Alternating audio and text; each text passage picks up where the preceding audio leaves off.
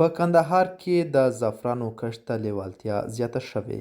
هغه کروندګر چې پر خپلو ځمکو یې زعفران کرلي وایي چې ښه حاصلات یې ترلاسه کړي او خوښ دي.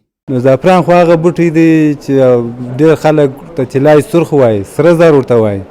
نو دا یو ډېر ارزښتمن کښت دی. نو موږ ډېر خوشحاله یو، دا کمیټې سره موږ خوشحاله یو، دا خدمتکارو ګروپ سره موږ خوشحاله یو چې د آرام کښت یې راوګرځولو، په حلال کښت یې اخته کړلو. بزګران وایي زعفران په کندهار کې ښه حاصل ورکوي او که په دې برخه کې یې لاسنیوی وشي ښایي په بشپړ ډول په دې ولایت کې د کوکنارو کښت بند شي.